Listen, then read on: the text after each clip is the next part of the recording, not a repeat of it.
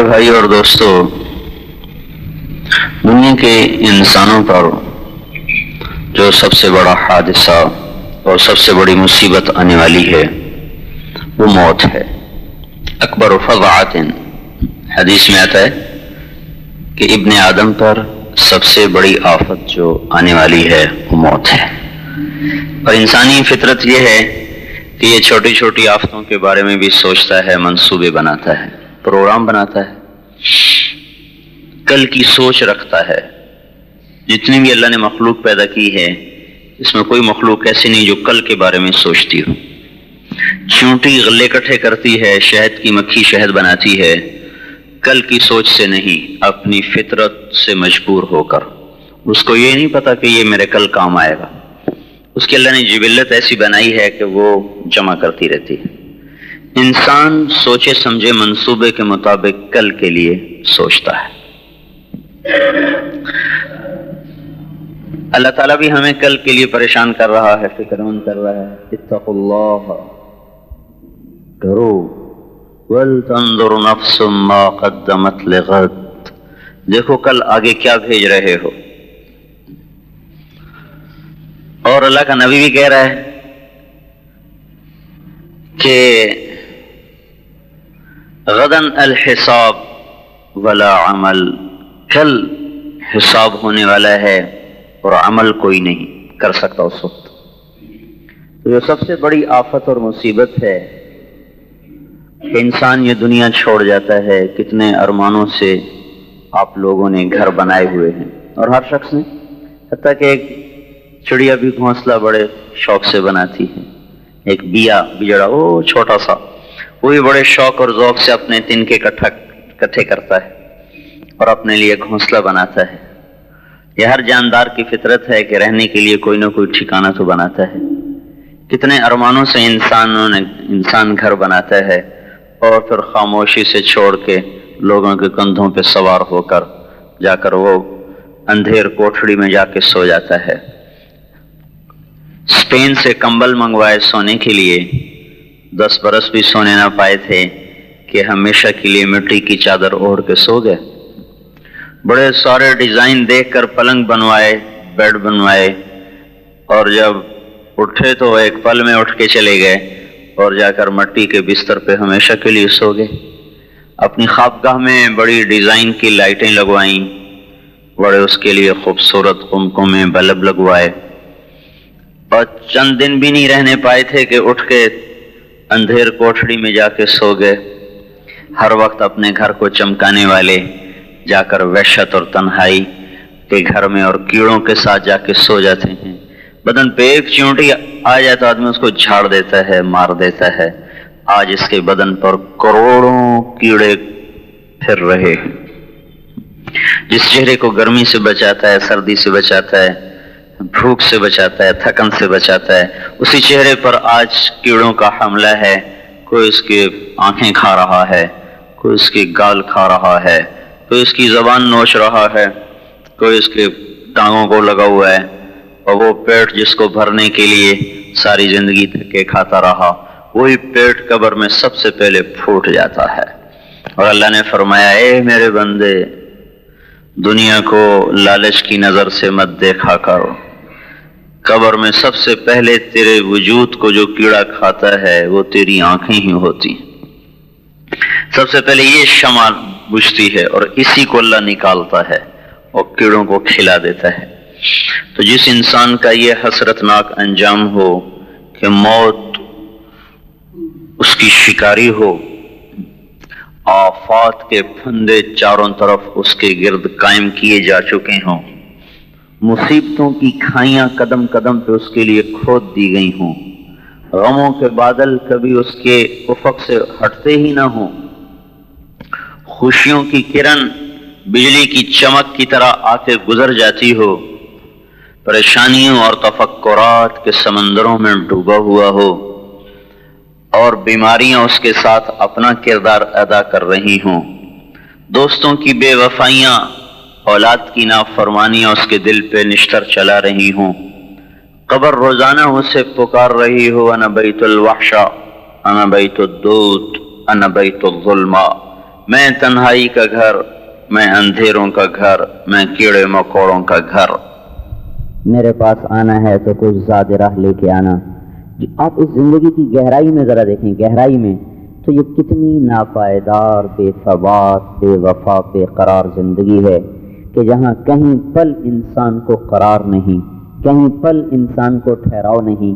تھوڑی سی خوشیاں دیکھتا ہے اور پھر چاروں طرف غموں کے بادل۔ ایک خوشی کو لینے کے لیے لاکھوں اس کو پاپڑ بیلنے پڑتے ہیں، اور وہ خوشی آتی ہے اور چلی جاتی ہے اور پتہ بھی نہیں چلتا۔ پھر وہی تنہائیاں، وہی غم، وہی پریشانیاں اس کا مقدر بن جاتی ہیں۔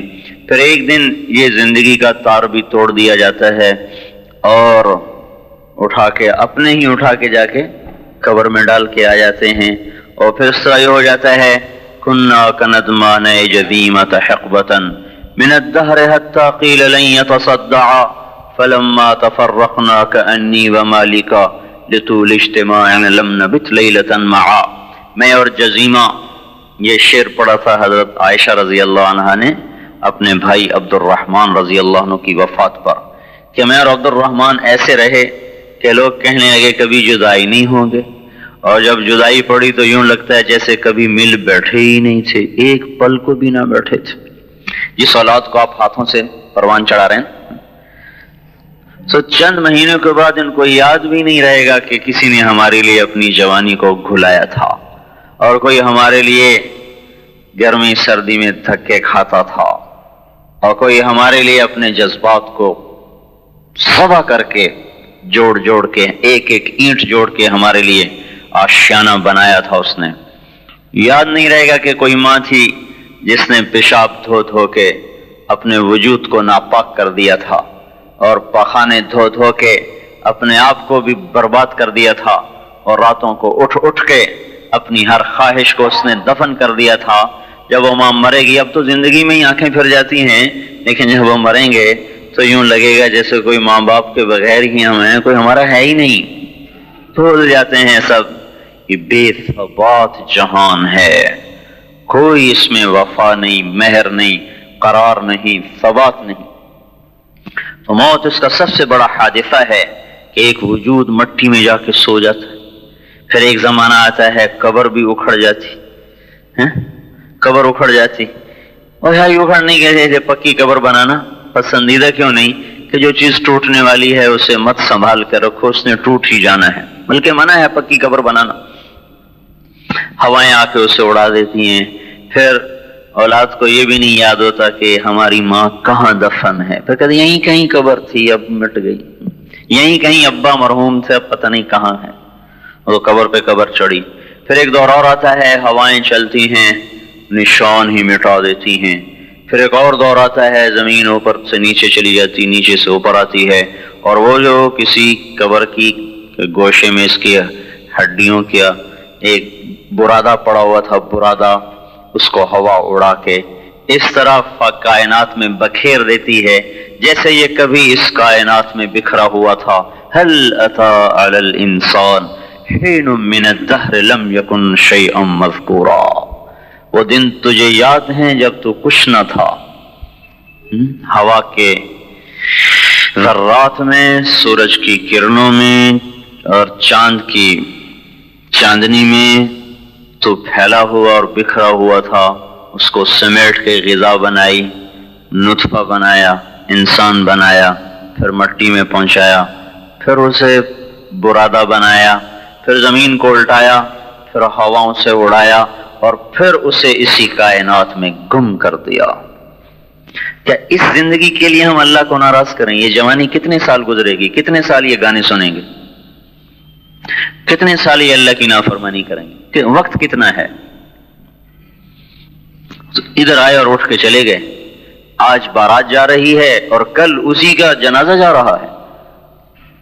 آج ایک لڑکی ڈولی میں بیٹھ کے گھر میں اتر رہی اور کل اسی گھر سے وہ چارپائی پہ اٹھ کے میت بن کے قبرستان کو جا رہی۔ آج اس کے سر پہ صحرا سجا ہوا ہے کہ دولہا جا رہے ہیں، کل اسی کے سر پہ کافور لگایا گیا ہے کہ میت جا رہی ہے۔ اس ناپائیدار دنیا کے لیے ہم اللہ کو ناراض کر رہے ہیں کہ کوئی پتہ نہیں کہاں موت کی کھائی چھپی پڑی اور اس میں گیا اور بس لوٹ کے کبھی نہ آیا.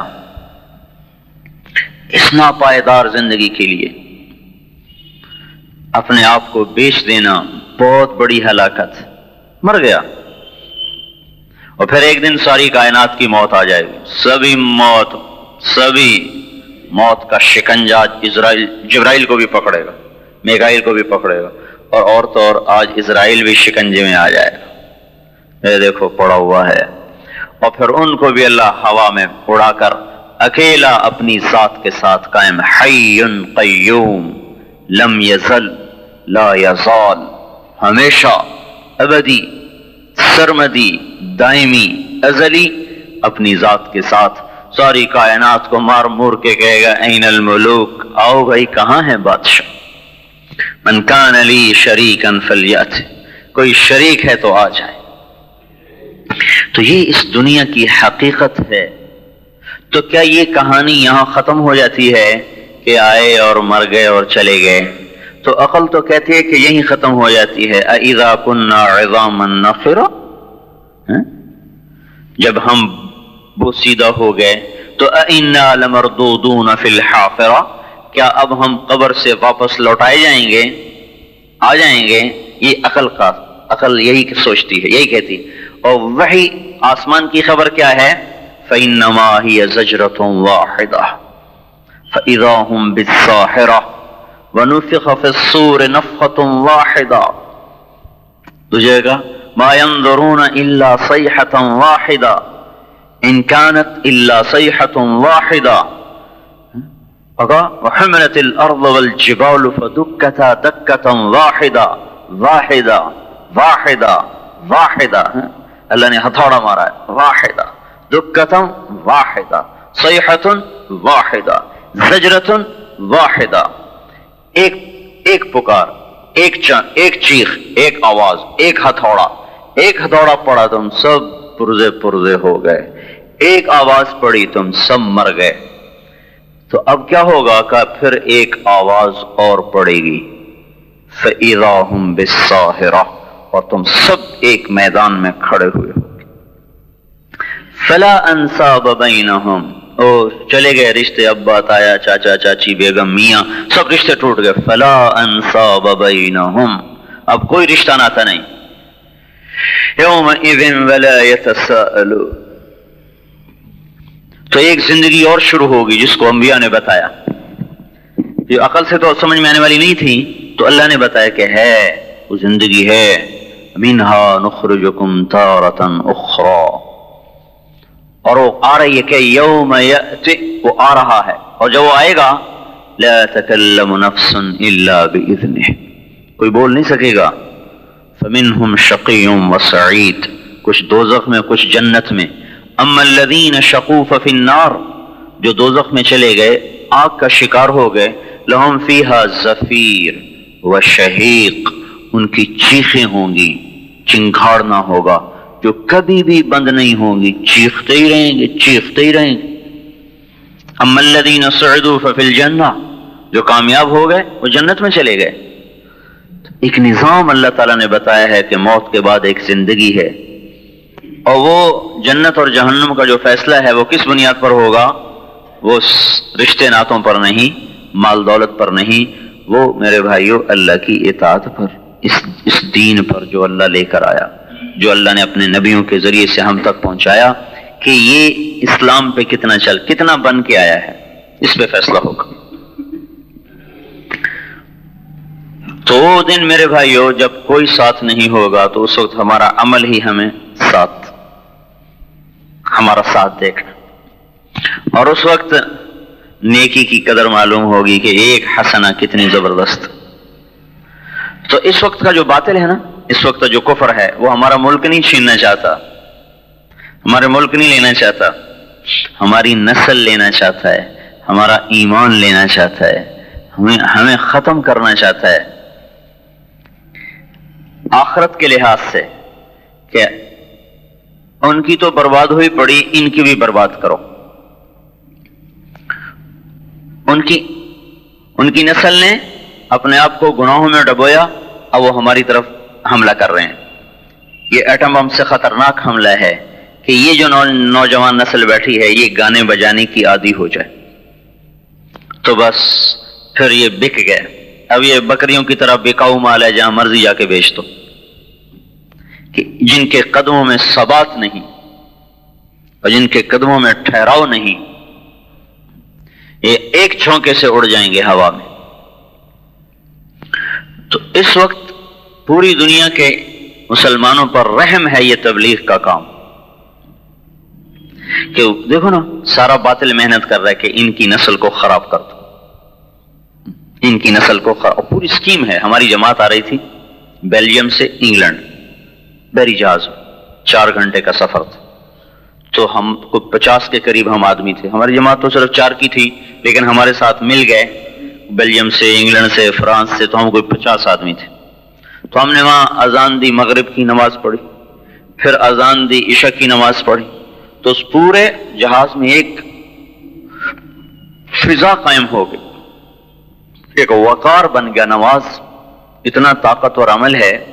1978 میں ایک آیا تھا پادری عبد المجید اس کا نام تھا، فرانس میں رہتا تھا. وہ مسلمان ہوا تیونس کی ایک جماعت کو دیکھ کر. اس جماعت کے امیر کا نام تھا عبد المجید، تو اس نے اپنا نام بھی عبد المجید رکھا. جب وہ ریمنڈ میں آیا تھا تو وہ کم از کم 75 برس سے اوپر تھا، 75-80 کے درمیان تھا، لمبا. تو اس نے بتایا کہ میں 30 برس سے قرآن پڑھتا تھا، لیکن قرآن کے مطابق کسی کو دیکھتا نہیں تھا. یقین تھا قرآن حق ہے، لیکن کوئی نظر نہیں آتا تھا. تو ایک یہ جماعت مل گئی، ان کو دیکھ کے کا کچھ مجھے خوشبو آئی، ان کو اپنی گرجے میں ٹھہرایا، خود بھی مسلمان ہوں. پھر وہ کہنے لگا کہ میں آپ کو 2 باتوں کی وصیت کرتا ہوں. ایک تو یہ کہ آپ کا یہ جو لباس ہے، پگڑی ہے، داڑھی ہے، کرتا ہے، شلوار ہے، اس کو نہ چھوڑیں چاہے آپ جہاں ہوں. اس میں جو طاقت ہے وہ کسی چیز میں طاقت نہیں، جو آپ کا ظاہری حلیہ ہے. دوسری چیز کیا ہے کہ جب آپ یورپ میں پھریں تو اذان دے کے باجماعت نماز پڑھیں. یہ 2 باتیں خنجر کی طرح سینے میں لگتی ہیں. 75 برس جو پادری رہا ہو، یہ اس کا نچوڑ بتا. پھر دعا کرتا تھا یا اللہ میری فرانس میں موت نہ آئے، کسی مسلمان ملک میں موت ہے. سو چلے کے لیے گیا ہوا تھا تیونس، وہیں انتقال ہوا، وہیں دفن. تو ایک فضا بنی تو انہوں نے فوراً ٹی وی کھول دیے اور اسلام کی جو تضحیق شروع ہوئی لندن، اس کے وہ جو ڈوور تھی بندرگاہ، وہاں پہنچنے تک مسلسل وہ انہوں نے پروگرام چلایا، صرف اسلام کی تضحیق اور مذاق. تو وہ تو بیدار ہیں، وہ تو سوئے نہیں. انہیں ہمارے گھروں میں اپنا، ہماری نسل کو اپنا بنا لیا. ہمارے گھروں میں احسان عظیم اور مسلمانوں پر کہ پھر ان کو مسجد والا بناتا. جب تک ایک طبقہ یہ ذمہ داری نہیں محسوس کرے گا، مثلا آپ لوگ نمازی ہیں نا، مسجد میں تو کہ محسوس کریں کہ ہماری نسل طرف جا رہی ہے اور ان کو اللہ کے عذاب سے بچانے کے لیے ہم کوشش کریں. یہ عمل اللہ کے غیبی نظام کو ساتھ کر دیتا ہے. تو انہم یکیدون کیدا واکید کیدا فمہل الکافرین امہلہم رویدا. یہ آیت اس وقت زندہ نہیں ہے، یعنی موجود، عمل میں نہیں. کیا کہہ رہے ہیں اللہ تعالیٰ؟ یہ بھی تدبیر کریں اور میں بھی کر رہا ہوں. جب اللہ تدبیر کرے گا کافروں کے خلاف، پھر کون اللہ سے آگے بڑھ سکتا ہے؟ قد مکروا مکرہم وعند اللہ مکرہم وان کان مکرہم لتزول منہ الجبال. ان کا بھی مکر ایسا ہے کہ پہاڑ ٹوٹ جائیں، پر ہمارے بھی تو ہاتھ میں زمین آسمان ہے، ہم ان کے مکر کو چلنے نہیں دیں گے. تو میرے بھائیوں، یہ تبلیغ کا کام آپ کا اپنے اوپر بھی احسان ہے. ساری فضاؤں میں دیکھو، سالوں جو مسجد سے متعلق نہیں، ان کو آخرت کی بات سننے کو نہیں ملتی. انہیں پتہ ہی نہیں کہ بھئی موت کی بھی کوئی تیاری چیز، کسی چیز کا نام، اور آخرت کی تیاری بھی کسی چیز کا نام. تو ہم خود یہ ذمہ داری محسوس کریں کہ اپنے دین کو بھی بچانا ہے، اپنے ایمان کو بھی بچانا ہے، اور اس پوری حضور صلی اللہ علیہ وسلم کی امت کے ایمان کو بچانا ہے. جس رخ پر یہ چل رہے ہیں یہ ان کو ہلاکت کی طرف لے جائے، اور اس ہلاکت سے بچانے کے لیے راستہ کوئی نہیں سوائے اس کے کہ یہ لوگ توبہ کریں۔ اگر یہ توبہ نہیں کرتے تو اللہ تعالیٰ کا غیبی نظام ہمارے خلاف چلتا رہے گا۔ چنگیز خان کے قاصد پر ظلم کیا، علاء الدین خارزم کے گورنر، اس کا نام تھا انیل جق، اس نے ان کو لوٹ لیا، مال بھی لوٹ لیا، بندے بھی قیدی کر لی۔ جو چنگیز خان نے علاء الدین کے پاس وفد بھیجا کہ یہ تیرے گورنر نے ظلم کیا ہے، یہ ہمیں اس کا تلافی کرو، تو اس بے وقوف نے ایک قدم اور آگے بڑھایا، اس نے پورے وفد کو ہی قتل کروا دیا۔ ایک آدمی کو چھوڑا، اس کی آدھی داڑھی کاٹ دی، آدھی مونچھیں کاٹ دی، آدھی بھویں کاٹ دی، کہا جاؤ چنگیز کو میرا یہ جواب دے دو۔ تو وہ بیکال جھیل ہے روس میں، وہاں شکار کھیل رہا تھا جب یہ آدمی پہنچا، تو اس نے کہا کہ یہ میرے ساتھ ہوا ہے، تو ایک ٹیلے پر چڑھ گیا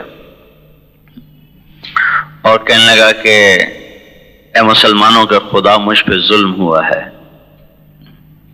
تو میری مدد کر ان ظالموں کے خلاف۔ ایران میں جب وہ داخل ہوا ہے اور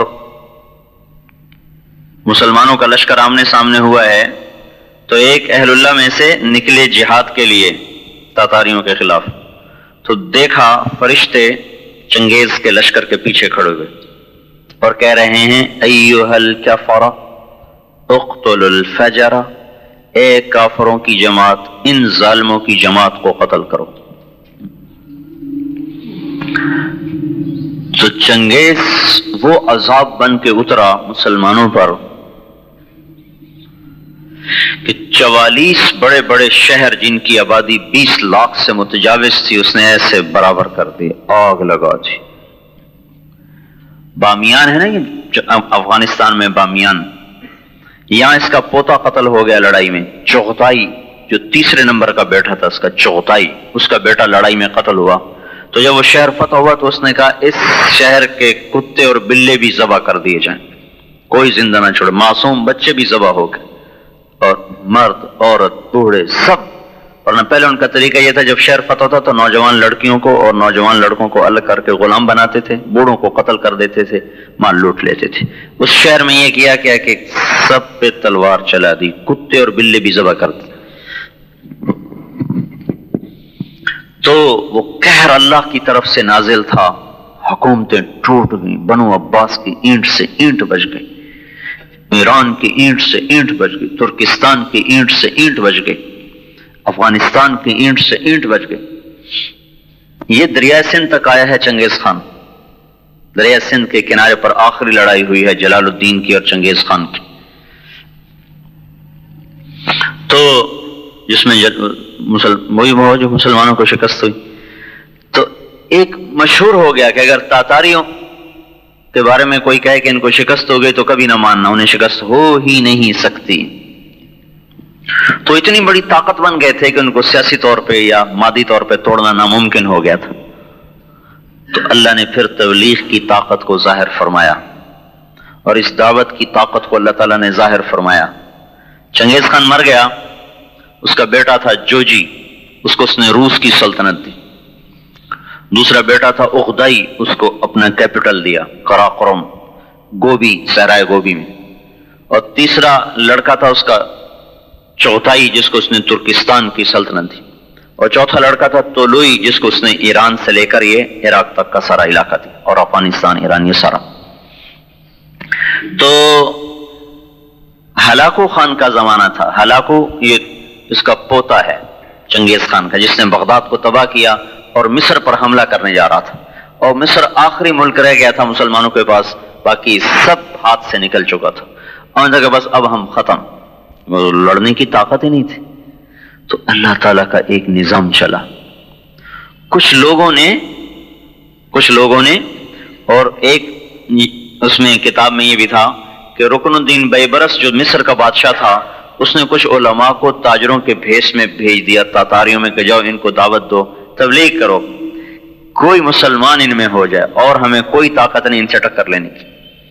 تو بڑا بیٹا جو جوجی تھا، اس کا پڑپوتا تھا برکا خان، इबाका और उसका बेटा बिरका पोता, वो उस वक्त में रूस का हुक्मरान था। तो ये तुर्किस्तानी ताजर जो सौदा बेचते साथ तबलीग करते, सौदा बेचते साथ तबलीग करते, तो तातारी खाल खाल मुसलमान होने लगे। उनमें एक वजीर था या बड़ा आदमी था बिरका खान का हम नशीन, वो मुसलमान हो गया।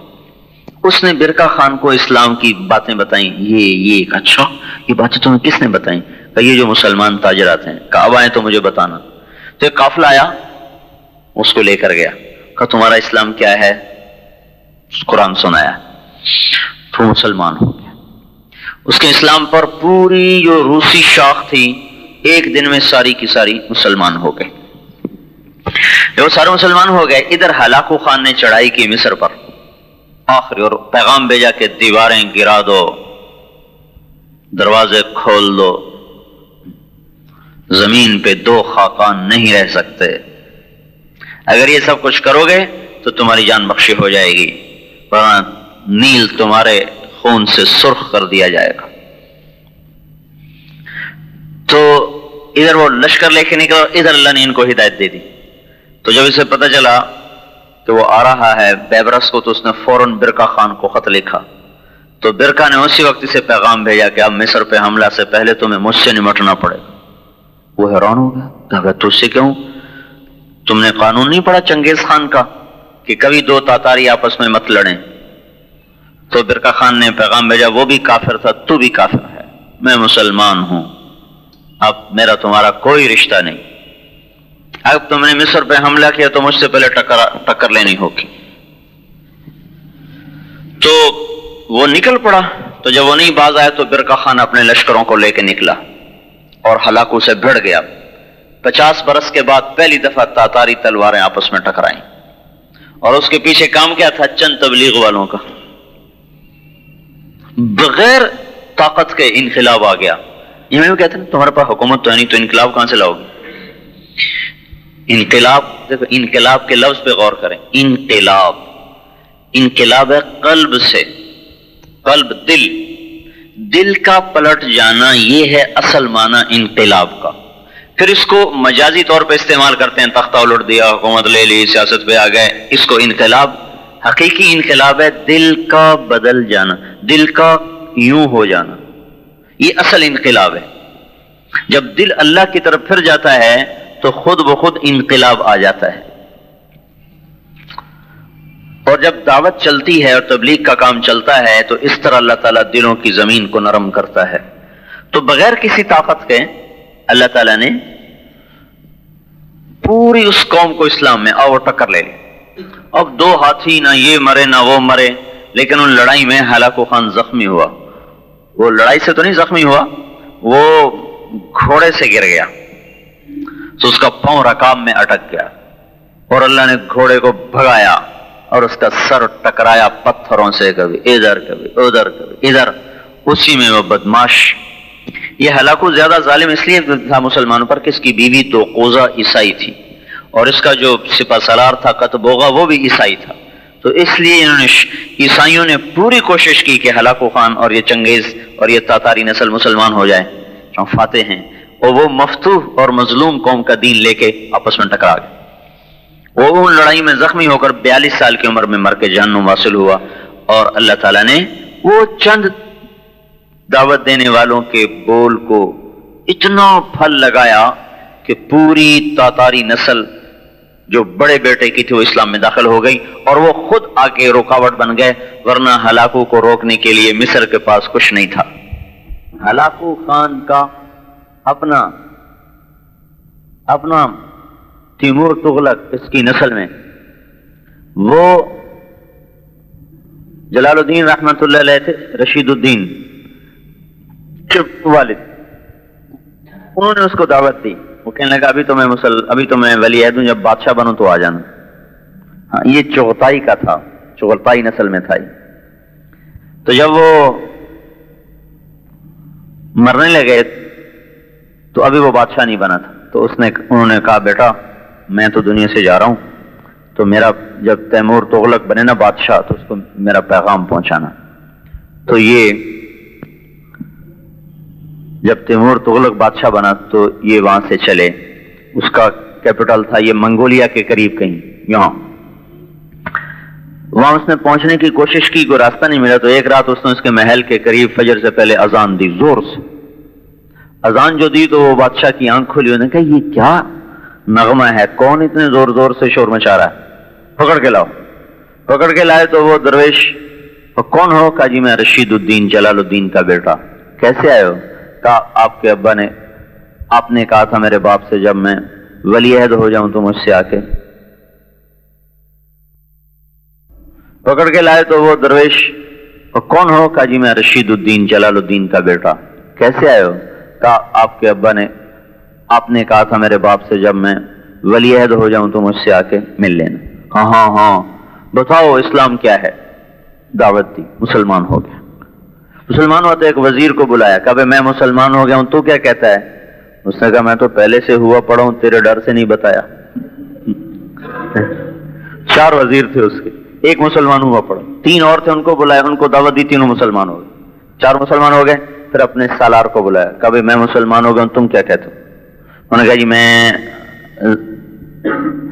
زبان کا بول نہیں سمجھتا، تلوار کا بول سمجھتا ہوں، یہ مجھ سے لڑے جو آپ کو اسلام کی دعوت دینے آئے، مجھے یہ زیر کر لے تو میں مسلمان ہو جاؤں گا، نہیں کرتا تو پھر نہیں ہوگا۔ انہوں نے کہا یہ تو کوئی بات نہیں، ایک عقلی چیز کو تم تلوار سے سمجھنا چاہتے ہو، تو بس میرے پاس اور کوئی راستہ نہیں سمجھنے کا۔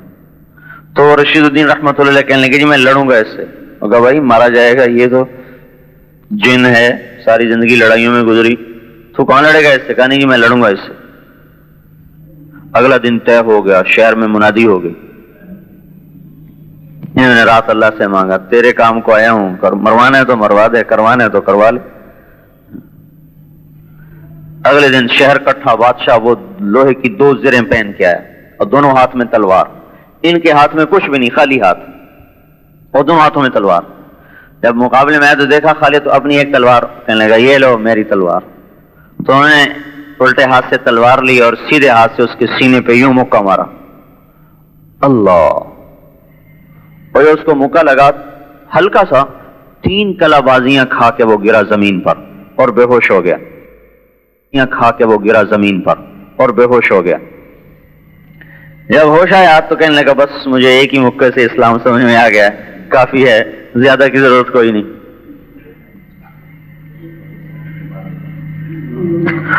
تو اس بادشاہ کے ہاتھ پر 10 لاکھ تاتاری مسلمان ہوئے۔ منگولیا میں اس کی قبر اب بھی موجود ہے، اس کی قبر کے اوپر اب بھی یہ سارا لکھا ہوا ہے کہ بادشاہ شاہ تاتار، جس کے ہاتھ پر 10 لاکھ تاتاری مسلمان ہوئے۔ تو وہ چند لوگ کتنا بڑا احسان کر گئے مسلمان امت پر، جو تبلیغ کرتے تھے۔ اگر وہ تاتاری مسلمان نہ ہوتے تو دنیا کی کوئی طاقت ان کو زیر نہیں کر سکتی تھی۔ جو 3 دن بغیر کھائے پیے گھوڑے کی پشت پہ دوڑتے چلے جائیں، زیادہ پیاس لگتی تھی تو ایسے گھوڑے کی پشت میں خنجر مارتے تھے، اس میں سے خون نکلا وہ پی لیا، یہ ان کا پانی تھا۔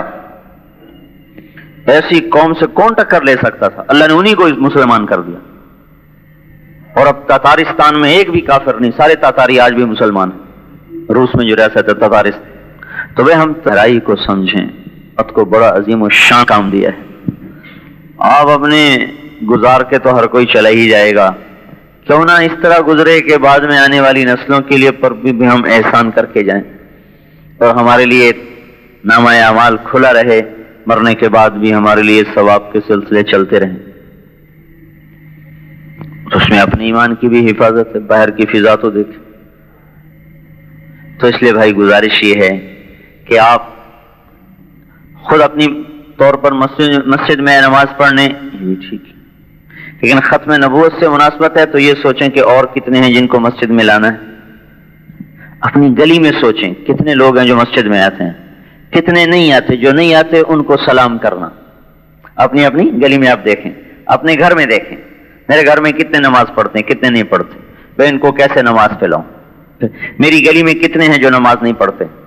یہ پہلے اور بعد نہیں کہ پہلے گھر والے پھر بعد میں، سب ایک ہی وقت میں، اپنے گھر والوں پر بھی ہو، ساتھ والوں پر بھی ہو، برابر والوں پر بھی ہو، یہی سنت ہے. جیسے ہمارا ہے نا ایک غلط بات کہ پہلے اپنے گھر والوں کو سمجھاؤ پھر اوروں کو سمجھاؤ. گھر والوں کو بھی سمجھاؤ، پہلے لفظ نہیں، گھر والوں کو بھی اوروں کو بھی. جیسے کہ اگر یہ بات ہوتی تو پھر جب تک بنو ہاشم مسلمان نہ ہوتے تو آپ کسی کو تبلیغ نہ کرتے. اور بنو ہاشم میں صرف 2 آدمی مسلمان ہوئے مکی زندگی میں، ایک حضرت علی، ایک حضرت عباس اور ایک حضرت عقیل یا حضرت جعفر رضی اللہ. 4 جو معروف آدمی. بنو ہاشم آپ کا خاندان، قبیلہ نہیں خاندان، آپ کے خاندان کے مسلمان چچا میں حمزہ اور عباس 2 آدمی، 2 چچا، باقی کوئی مسلمان نہیں ہوا. اور آگے ان کی اولادوں میں علی، عقیل اور جعفر رضی اللہ تعالیٰ عنہ، باقی کوئی مسلمان نہیں ہوا. تو اگر یہ ہوتا نا پہلے گھر والوں کو تبلیغ کرو، پھر پڑوسیوں کو کرو، پھر محلے کو کرو، پھر شہر کو کرو، پھر ملک کو کرو، پھر جہان کو کرو، تو پھر آپ ساری زندگی مکے میں ہی رہتے، مدینے نہ جاتے. مدینے میں کل 250 آدمی مکے میں مسلمان ہوئے اور اب مکہ چھوڑ کے مدینے چلے گئے. پھر دوسری بات کیا تھی؟ پھر خاندان ہے، پھر قبیلہ، تو پھر آپ قریش کو محنت پر دعوت دیتے. جب تک قریشی مسلمان نہ ہوتے آپ کسی اور کو دعوت نہ دیتے. یہ بات بھی نہیں ہے، چونکہ ہدایت اللہ کے ہاتھ میں ہے. کیا پتا کس کو اللہ دے دے، لہذا سب پہ محنت کرو. خدا نہ خواستہ اولاد کے مقدر میں نہیں، پڑوسی کی اولاد کے مقدر میں ہے. اس کو نہ ملے تو اس کو تو مل جائے. پھر تو نوح علیہ السلام تبلیغ کر ہی نہیں سکتے تھے، ان کے بیٹے تو آخر تک مسلمان نہیں ہوا. تو کہتے میں کیسے اوروں کو بات کروں، میرا تو بیٹا ہی مسلمان نہیں. اپنی بیوی مسلمان نہیں ہوئی تو وہ کیا کہتے میری بیوی مسلمان نہیں، پہلے اسے مسلمان کروں پھر اوروں کو کروں. کیونکہ کسی کو ٹھیک کرنا ہمارے ذمے نہیں، ہاں ٹھیک کرنے کی محنت کرنا ہمارے ذمے. جیسے ڈاکٹر کسی کو ٹھیک نہیں کر سکتا، ٹھیک کرنے کی محنت اس کے ذمے ہے. شفا نہیں دے سکتا، شفا تک پہنچانے کی محنت اس کے ذمے ہے. دوائی دے، نسخہ دے، پھر بدلے، پرہیز بتائے، علاج بتائے، آپریشن کرے، لیکن شفا وہ اوپر سے آئے گی. تو ہمارے ذمہ ہے کہ ہم اپنے محلے پر، گھر پر، اولاد پر، پڑوسیوں پر محنت کریں. پتہ نہیں کس کو اللہ پہلے ہدایت دے دے. وہ بلال کی سنو، حضرت بلال کا کرتے تھے یا اللہ تیرا شکر ہے تو نے ہدایت اپنے ہاتھ میں رکھی. اگر ہوتی تیرے نبی کے ہاتھ میں پہلے بنو ہاشم کو دیتا پھر قریش کو دیتا، پتہ نہیں بلال کا نمبر آتا کہ نہ آتا. پہلے بنو ہاشم لیتے، پھر قریش لیتے، پھر مکے والے لیتے، پھر عرب لیتے، پھر پتہ نہیں بلال کا نمبر آتا کہ نہ آتا. میرے مولا تیرا کرم ہے، تو نے اپنے ہی ہاتھ میں رکھی، جسے چاہ دے دیا. وحشی کے آپ نے قتل کا حکم دیا، جہاں ملے قتل کر دو. وہ کلمہ پڑھ کے مسجد میں آ گیا. اور عبداللہ بن ابی سرح، انہوں نے یہ پہلے اسلام لائے پھر مرتد ہو گئے، پہلے اسلام لائے پھر مرتد ہو گئے اور آپ کی شان میں بڑی گستاخی کی. تو آپ نے اعلان کیا مکے میں جہاں ملے قتل کر دیا جائے. وہ تھے حضرت عثمان کے خالہ زاد بھائی، ان کے پاس آئے، خدا کے واسطے میری محنت کرو، میں توبہ کرتا ہوں. اب جو آئے میں کہا یا رسول اللہ یہ عبداللہ آیا ہے تائب ہو کر، آپ اس کی بیعت فرما لیں. تو آپ خاموش رہے. پھر کہا تو آپ نے بیعت فرما لی، لیکن ساتھ ہی کہا تم میں کوئی نہیں تھا جو اس کی گردن اڑا دیتا. تو انہوں نے کہا یا رسول اللہ آپ نے اشارہ ہی نہیں کیا. تو آپ نے فرمایا نبی کے لیے حلال نہیں کہ وہ اس کی آنکھ خیانت کرے، لیکن جب تم دیکھ رہے تھے کہ میں اس کی بیعت نہیں لے رہا تو تم آ جاتے، صفایا کر دیتے. لیکن وہ جو اندر سے تائب ہو گئے تھے تو اللہ نے اس پر، وہ کس مقام پہ پھر پہنچے؟ شمالی افریقہ کے پہلے فاتح وہ ہیں عبداللہ بن ابی سرحہ. پہلا صحابی جس نے شمالی افریقہ میں قدم رکھا وہ عبداللہ ہے، اور مصر کے گورنر تھے. فجر کی نماز پڑھا رہے تھے، فجر کی نماز السلام علیکم ورحمۃ اللہ، دوسری طرف پھیرنے لگے اور ساتھ ہی مر گئے. اس طرح اللہ کی بارگاہ میں پہنچے. پتہ نہیں کس کے مقدر میں ہدایت ہے. تو اپنے گھر پر بھی محنت کرنی ہے کہ میں بھی اللہ کے حکم پہ چلوں، میرے بھائی، میری بہنیں، میری ماں، میرا باپ یا میاں کہ میری بیوی، میرے بچے، پڑوس پر بھی، محلے پر بھی، شہر پر بھی، ملک پر بیک وقت. تو روزانہ کی محنت ہے. اپنے گھر پر، گھر میں تعلیم کریں، یہ گھر کے لیے محنت. اپنے محلے کا گشت کریں، یہ محلے کی محنت ہے، پڑوس کی محنت. 3 دن کے لیے باہر جائیں، یہ اپنے اطراف پر، اپنے شہر پر محنت ہے. چلے کے لیے پھریں، یہ پورے ملک پر محنت ہے، چلے 4 مہینے کی. سال کے لیے باہر کے ملکوں میں جائیں 7 مہینے کے لیے، یہ ساری دنیا پر محنت ہے. یہ نظام محنت ہے اس ساری تبلیغ کی جتنی بھی نقل و حرکت ہے، اور یہ اس چیز کے گرد گھوم رہی ہے کہ ہر شخص کو محنت کرنے والا بنایا جائے. چونکہ کوئی انجیکشن نہیں کہ لگا دیا جائے تو وہ جنید بغدادی بن جائے، ایسا کوئی انجیکشن نہیں. نہ کسی ولی کی اولاد فاسق نہ ہوتی، کسی نبی کی اولاد میں کوئی کافر نہ ہوتا. لوط علیہ السلام جیسا اولو العظم پیغمبر، بیوی کافر. جو نہیں لے گا اللہ نہیں دے گا، جو لے گا اللہ ضرور دے گا، اس تک ہدایت پہنچائے گا اللہ تعالیٰ. لیکن طلب ہو، اگر طلب نہیں تو کوئی نہیں دے سکتا. تو ہمارے یہاں جہالت ہے نا، ایک نظر پائی تے بیڑا پار کرتا ہے. ایک نظر پانے سے ڈاکٹر تو بنتا نہیں، کوئی دے گا؟ ایک نظر ڈالی اور ڈاکٹر بنا دیا، اگر کوئی یوں کہے تو یہ بات مانی جائے گی؟ ایک نظر ڈالی اور اسے انجینئر بنا دیا، گوڈے جڑ جاتے ہیں پڑھ پڑھ کے تب بھی ڈاکٹر نہیں بنتا. تو متقی بننا کوئی اتنا آسان کام ہے کہ ایک نظر ڈالی اور متقی بن گیا؟ اللہ کا محبوب بننا یوں ہوتا ہے. یہ دین کی عظمت کے نہ ہونے کی وجہ سے یہ ہے. ادھر سلام پھیرا تو سب کو عالم بنا دیا، ادھر سلام پھیرا تو سب کو حافظ بنا دیا. میں کہا ایڈا سوکھا 33.5 سال ہو گئے، گوڈے نار جڑ گئے، حالی دین سے علم نہیں حاصل کر سکے. یہ ایڈا ہی سوکھا بنا چھڑے ہیں، ویکھیا تو عالم بن گئے، تو ادھے ویکھیا تو حافظ بن گئے. یہ قرآن کی عظمت کوئی نہیں دل میں، نہ علم کی عظمت ہے. میں جب کالج پڑھتا تھا نا تو میں سمجھتا تھا 6 مہینے میں آدمی مولوی بن جاتا ہوگا. اب پتہ چلا 30 برس گزر گئے اب بھی نہیں بنے. تو یہ عظمت ختم ہوئی پڑی ہے کہ محنت کا دستور کو نہیں. باجی کو ایک نظر ہی کو ہو جاوے بس. جی سنتا نظر چاہیے تھی، وہ خدا کے بندے خود بھی تو دھکے کھا. اولاد کے پیچھے پڑ چاؤ، چلو اسکول، چلو اسکول، چلو اسکول، لے جاؤ کسی اللہ والے کے پاس، ایک نظر پا دے ڈاکٹر بن جاوے. کبھی کیا بتاؤ؟ کسی نے کیا؟ ایک نظر پا دے بس انجینئر بن جاوے. ہو سکتا ہے؟ نہیں، اللہ کر سکتا ہے، اللہ کر سکتا ہے. لیکن اللہ پاک کی سنت ہے، محنت کے ساتھ جوڑا ہے. اگر آپ محنت نہیں کریں گے اللہ تو اللہ دے سکتا ہے. اللہ نبی کو جو نبی بناتا ہے تو کوئی نبی محنت نہیں کرتا. نبی بننے کی محنت کوئی نہیں کرتا، بس اللہ چن لیتا ہے. چل تو میرا نبی ہے. موسیٰ علیہ السلام آگ لینے جا رہا ہے، چل تو میرا نبی ہے، چل. اللہ کو قدرت ہے، لیکن اللہ کا ایک دستور ہے. ہمیں گھر بیٹھے روٹی نہیں دے سکتا، کیا مشکل ہے؟ جنت میں جو کھلائے گا، مطلب ایک آدمی کا قد، مطلب اس میرے خیال میں اس گنبد کے برابر تو سر ہوگا، تو منہ کتنا بڑا ہوگا؟ 60 ہاتھ جو قد ہوگا، 60 ہاتھ. اور ہاتھ ہوتا ہے نا، ہاتھ ذراع، یہ شرعی پیمانہ ہے نا. ذراع 25 انچ کا ہوتا ہے، 25 انچ یعنی 2 فٹ اور 1 انچ. تو کتنا ہو گیا یہ؟ 130 فٹ تقریباً. 130 فٹ جس کا قد ہو تو اس کا معدہ کتنا بڑا ہوگا، منہ کتنا بڑا ہوگا. پھر وہ کھاتے ہوئے پاخانہ کوئی نہیں، پیشاب کوئی نہیں، کوئی ہاضمولہ، کوئی چورن کوئی نہیں، کوئی پھکی کوئی نہیں، کوئی کارمینہ کوئی نہیں. جو کھایا فوراً ختم، جو کھایا فوراً ختم. اگر وہ 1 کروڑ سال کھاتا رہے، کھانے کی لذت ختم نہیں ہوگی، پیٹ کی طلب ختم نہیں ہوگی، نہ جبڑا تھکے، نہ دانت ٹوٹے، نہ زبان کٹے. اتنا تو نظام چلایا اور بٹھا کے کھلا رہا ہے. یہاں کہتا ہے روٹی لینی ہے تو محنت کرو. یہاں بھی کر سکتا ہے، یہاں کیوں نہیں کیا؟ کلو بسط اللہ الرزق لعبادہ لبغوا فی الارض. اگر میں تمہیں بیٹھے بیٹھے کھلاؤں تم سارے ہی فرعون بن جاؤ.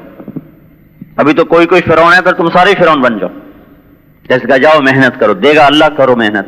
اگر ہم بیج ڈال دیں تو کوئی ہے دنیا کی طاقت جو اس میں سے کومپل نکال دے، درخت بن کے اس میں سے پھل نکال دے؟ کتنی بڑی طاقت ہے کہ لکڑی سے مزیدار گودے والا آم نکال دیتا ہے. کتنی بڑی اس کی طاقت ہے، ایک پتلی سی شاخ سے اتنا بڑا تربوز نکال دیتا ہے اور اس میں سرخ رنگ بھر دیتا ہے، مٹھاس بھر دیتا ہے. اتنا لمبی بوتل گنے کی کھڑی کر کے اس میں اللہ شربت بھر دیتا ہے. وہ 3 سال تک وہ ایک بیج چلتا ہے. یہاں وہ بڑی سے بڑی کمپنی بھی شربت بنا کے لکھتی ہے ایکسپائری ڈیٹ، اس کے بعد ہی ایکسپائر ہو جائے گا. لے بھائی یہ پورا سال بارش بجلی گرج چمک میں کھڑا ایکسپائر ہی نہیں ہوتا. جب توڑو رس ٹپکائے. آپ حلوہ بنائیں گے تو 2 گھنٹے بعد ٹھنڈا اور خراب، اور 4 گھنٹے گزریں گے تو کیڑے پڑ جائیں گے. اللہ نے کیلے میں حلوہ پکا کے رکھ دیا ہے، چل بھائی جب مرضی کھا، بے دانت کے بھی کھائے دانت والا بھی کھائے. کیسا حلوہ رکھا ہوا ہے اس میں؟ تو کوئی کیلے میں سے ایسا گودا نکال سکتا ہے؟ انسان عاجز ہے. تو جو اللہ اتنی طاقت سے یہ نظام چلا رہا ہے تو ہمیں بھی بٹھا کے دے سکتا ہے کہ نہیں جاؤ کوشش کرو، اس میں بھی تمہارا امتحان ہے تاکہ حرام سے بچو حلال ہو. ایسی اللہ سب کو ہدایت دے سکتا ہے، پر دین کو ایسا سستا تو نہ سمجھے بس نظر سے ہی کام بن گیا. طلب کے بغیر حضور صلی اللہ علیہ وسلم سے بڑی طلب کس کی ہوگی؟ نظر کس کی ہوگی؟ حضور صلی اللہ علیہ وسلم سے بڑی نظر کس کی ہوگی؟ ابو طالب پہ کتنی آپ کی نظر پڑی؟ ابو طالب پہ کتنی نظر پڑی آپ کی؟ اور آخر وقت کا اچھا ایک دفعہ کہہ یا عم انت فقلھا احاج لک بھا عند اللہ یوم القیامہ. بس ایک دفعہ سنا دے، باقی میں جانوں میرا اللہ جانے. ایک دفعہ. اور جواب کیا آیا؟ فاصدع بامرک لم تصبک صبابۃ ولقد صدقت وكنت قبل امینا ولقد علمت بان دین محمد من خیر ادیان البریۃ دینا لولا الملامة او حذار مسبۃ لوجدتنی سمحا بذاک مبینا. اوہو کیا کہا؟ اے بھتیجے کھل کے کہہ جو تو کہتا ہے. تو پہلے بھی سچا تھا، تو آج بھی سچا ہے. مجھے پتا ہے تیرے دین جیسا دنیا میں کوئی دین نہیں ہے، پر میں نے تیرا کلمہ پڑھا تو قریش کی عورتیں تانے دے گی کہ بھتیجے کے پیچھے لگ گیا، میں نہیں پڑھوں گا. طلب نہیں تھی تو رسول اللہ کی نظر نے بھی کام نہیں کیا. اس لیے بھائیو محنت کرو، محنت اللہ کے واسطے. اپنے وجود پہ محنت کریں کہ اس میں سے نافرمانی کا شوق نکل جائے، فرمان برداری کا شوق پیدا ہو جائے. اپنی نمازوں پر محنت کریں کہ اللہ اکبر کے بعد اللہ کا دھیان ہو، کسی اور کا دھیان نہ ہو. جس دن یہ نماز آپ کو نصیب ہو گئی، اللہ کی قسم دنیا کی بڑی سے بڑی لذتیں آپ بھول جائیں گے. کیا لذت ہے دنیا کے نظاروں میں؟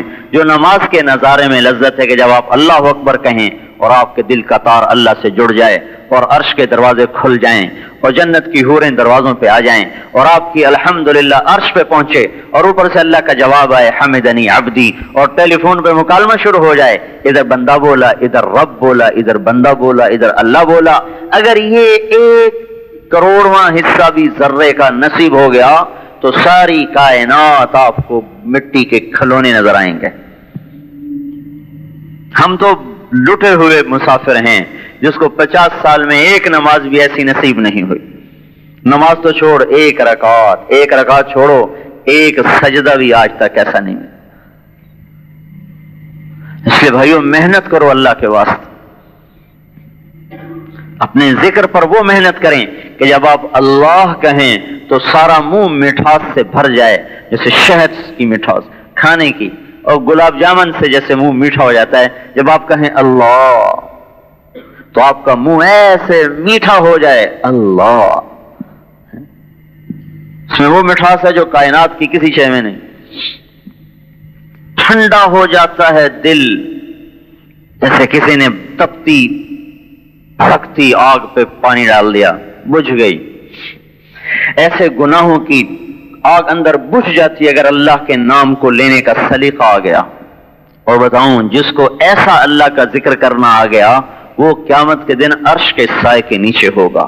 وَرَجُلٌ ذَكَرَ اللَّهَ خَالِيًا فَفَاضَتْ عَيْنَاهُ، وہ اللہ کا بندہ جس نے تنہائی میں بیٹھ کے اللہ کو یاد کیا اور اس کی محبت میں رو رہا. سب سو رہے وہ رو رہا، وہ سونے کی لذت لے رہے یہ رونے کی لذت لے رہا، وہ بیوی کے پہلو کی لذت لے رہے یہ مصلے کے پہلو کی لذت لے رہا. اس کو گانے میں لذت، اس کو قرآن میں لذت. کوئی کرے تو صحیح.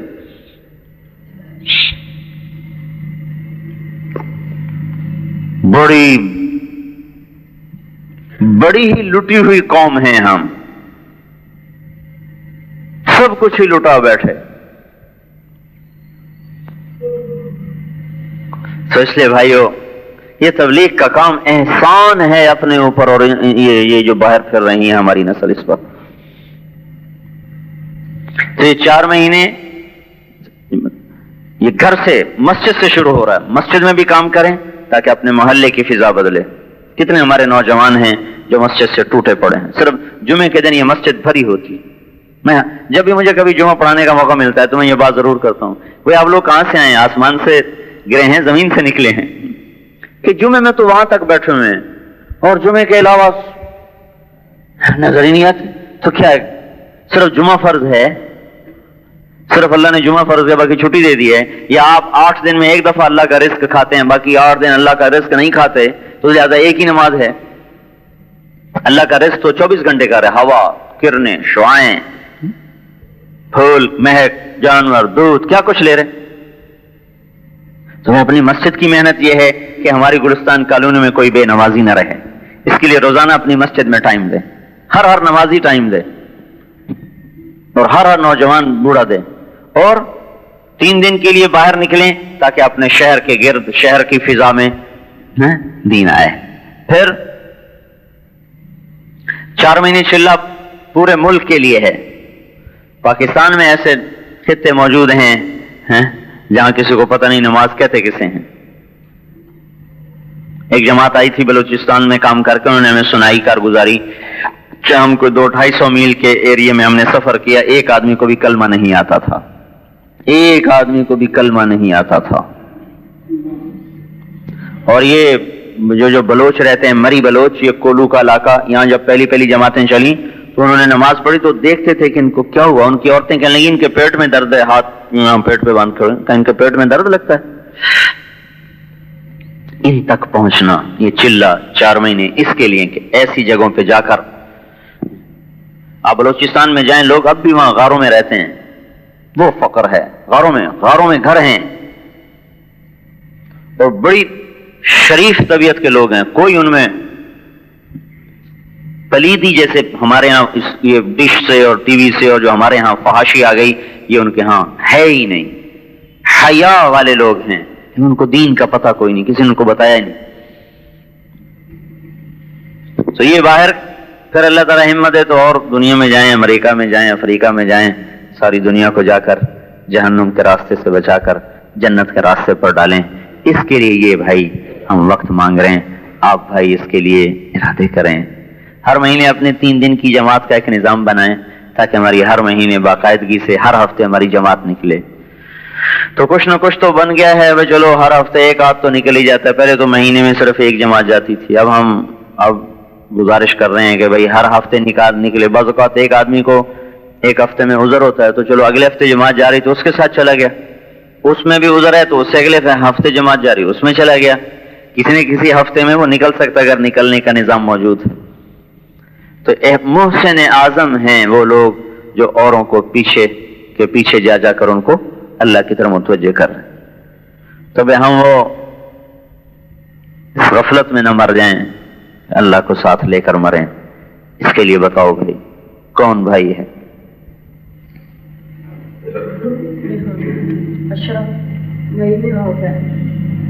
جن کے 4 مہینے چلے نہیں لگے وہ تو اس کے ارادے فرمائیں. باقی اپنے اپنے ہفتے طے کر لیں. بھائی میں پہلے ہفتے 3 دن کے لیے جاؤں گا، کچھ دوسرے کا کر لیں، کچھ تیسرے کا کر لیں، کچھ چوتھے کا کر لیں، اور پھر اس کو نبھانے کی کوشش کریں. اس نے خط لکھا رائمن. اس وقت میں رائمن پڑھتا تھا اور میں خطوط کے ترجمے کیا کرتا تھا. جو عربی کے خط آتے تھے اس کا ترجمہ کر کے آگے جا کے مشورے والوں کو بتانا. تو اس کا خط آیا کہ میں یہاں آ گیا ہوں سین فرانسسکو، اکیلا ہوں، کوئی مسلمان اپنے آپ کو بتاتا بھی نہیں کہ میں مسلمان ہوں، تو میں یہاں کیا کروں. اس کی عمر وہ تھی کہ وہاں اس کے ضائع ہونے اور گمراہ ہونے کے جو امکانات تھے وہ 99.99%. سین فرانسسکو میں تو امریکہ کی سب سے زیادہ برائی ہوتی. 2 سال پہلے ہماری جماعت بھی وہاں گئی، 8 دن ہم نے وہاں کام کیا. تو یہاں سے اس کو جواب گیا کہ آپ جب جاتے ہیں یونیورسٹی میں تو آپ وہاں اذان دے کے با جماعت نماز کی کوشش کریں. کوئی نہ شریک ہو تو آپ اذان دیں اور نماز پڑھیں. جو آپ کے ساتھ نماز میں شریک ہوں پھر ان کو آپ تبلیغ کے کام کی دعوت دیں، اس کام کی اہمیت بتائیں۔ 2 نمازیں اس کی آتی تھیں، ظہر و عصر، اس نے وہاں اذان دینی شروع کر دی، اذان دے نماز پڑھے۔ چند دنوں کے بعد کچھ اور عربوں کو غیرت آئی، نوجوان جو وہاں پڑھ رہے تھے تو ایک دوست کے ساتھ نمازی بن گئے، نماز شروع کر دی۔ اب انہوں نے نماز کا گشت شروع کر دی۔ 3-4 مہینے کے اندر اس نے ایک جماعت تیار کر لی 3 دن کی، وہ 3 دن 2 دن جو ہفتہ اتوار چھٹی ہوتی وہ اپنا وہ کیروان وہاں ملتے ہیں، پورا گھر اس میں ہوتا ہے، جماعت ہے، وہ گاڑی کے پیچھے باندھا، چونکہ نہ کہیں مسجد اور نہ کوئی سننے والا، تو پیچھے باندھا اور جماعت کو نکالا۔ 8 برس وہ لڑکا وہاں رہا پڑھائی کے لیے، 8 برس۔ شروع میں اس کے ساتھ یہاں تک ہوتا تھا کہ جب وہ عربوں کو، نوجوانوں کو جاتا نا بات کرنے ان سے، تو وہ شراب جو پی رہے ہوتے تھے نا وہی اس کے منہ پہ ہی مار دیتے، پورا پیک اٹھا کے ہوں، کبھی کپڑوں پہ ڈال دی، کبھی منہ پہ پھینک دی۔ اس طرح وہ شروع میں گشت کرتا رہا، ایک لڑکا۔ اور 8 برس کے بعد جب وہ لڑکا وہاں سے آیا ہے تو سین فرانسسکو کے اور اس کے مضافات میں 80 مسجدیں بن چکی تھی، 80 مساجد، 80 نمازی نہیں بتا رہا ہوں، 80 مساجد ایک لڑکے نے، جو وہاں بزنس پڑھنے گیا، کوئی عالم نہیں، محدث نہیں، مفسر نہیں، اور کوئی بڑا وہ بزرگ نہیں، لیکن ایک اس لڑکے 18 برس کی عمر کا وہ لڑکا۔ اور میں گیا سین فرانسسکو تو میں نے وہاں سے تصدیق کی، میں کہ 80 مسجدیں بنی تھیں وہاں گئے۔ سین ہوزے سین فرانسسکو کے مضافات میں ایک قصبہ ہے، سین فرانسسکو اصل میں میکسیکو کا حصہ ہے، امریکیوں نے ہڑپ کیا ہوا ہے۔ سین فرانسسکو، لاس اینجلس، یہ سارا میکسیکو کا حصہ ہے جو انہوں نے کھایا ہوا ہے۔ تو اس نے کہا ہاں 80 مساجد وہ لڑکے کی برکت سے اللہ تعالیٰ نے یہاں بنائے۔ وہ کتنے نوجوان تھے جن کو اللہ تعالیٰ نے، جب وہ وہاں پڑھتا تھا تو رائمنڈ میں دھڑا دھڑ جماعتیں آتی تھی اس وہاں سے عربوں کی، چلے کی چھٹیوں میں وہ وہاں نکلتے تھے۔ اسی سے ایک عرب عالم نے مجھ سے کہا تھا نا کہ بھائی ہم تبلیغ کے کام سے متاثر ہوئے جب ہمارے سعودی لڑکے امریکہ سے داڑیاں رکھ کے واپس آنے لگے، ہم حیران ہی ہو گئے، امریکہ میں داڑیاں رکھ کے کیسے آ رہے، وہ پگڑیاں باندھ کے آ رہے، مکے میں رہتے تھے تو شراب پیتے تھے، مدینے میں رہتے ہیں تو شراب پیتے ہیں، اور وہاں پہنچے ہیں تو یہ ہو گیا، یہ کیا ہو گیا؟ کہ اس نے ہمیں مجبور کیا کہ ہم آ کے دیکھیں کہ یہ کیا کام ہو رہا۔ تو 4 مہینے لگا کے گئے، پھر ہر سال 4 مہینے دیتا رہا۔ اے وہ ذات جس کی قدرت کے سامنے کوئی چیز نہیں ٹک سکتی، یا اللہ اپنی اس طاقتور طاقت اور قدرت کو آج پھر ظاہر فرما، پھر ظاہر فرما، پھر کوئی معجزہ دکھا دے، پھر کوئی معجزہ دکھا دے، پھر کوئی اپنی نشانیاں ظاہر فرما دے، اور اس بھٹکے ہوئے انسانیت کے قافلے کو اپنی راہ بتا دے، اپنا پتہ بتا دے۔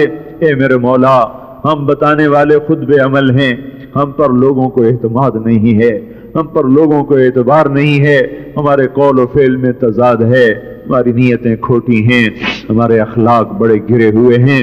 میرے مولا، ہم نے تو تیرے بندوں کو تجھ سے قریب کرنے کے بجائے اور دور کر دیا ہے۔ یا اللہ تو کوئی اپنے غیب سے ہی نشانی دکھا کہ ساری مخلوق تیری طرف کو جھک جائے، تیری طرف کو لوٹ جائے۔ تجھے پا لینا سب کچھ پا لینا ہے، تجھے کھو دینا سب کچھ کھو دینا ہے، تجھے کھو کے ہم نے سب کچھ کھویا۔ اے میرے مولا تو ہمیں مل جا، اب ہمیں مل جا، تو اب ہمیں مل جا، اور تو ہمارا بن جا، اور تو ہمارا بن جا، اور اس سارے مجمع کی بخشش کا کرے، اس سارے مسورات و مردوں کے مجمع کی بخشش کا اعلان کر دے۔ تو ہمیں دیکھ رہا ہے، ہماری سن رہا ہے، ہمیں جانتا ہے، ہماری نسلوں تک کو جانتا ہے۔ میرے مولا اپنے فرشتوں میں اعلان کر دے کہ میں ان سے راضی ہو گیا اور میں نے انہیں معاف کر دیا۔ اے اللہ اپنے اس بخشش کا، اے اللہ فیصلہ پھر پکا کر دے، پھر پکا کر دے۔ ہماری کسی گناہ کی وجہ سے تو اپنے فیصلے نہ بدلنا، اپنے فیصلے نہ بدل۔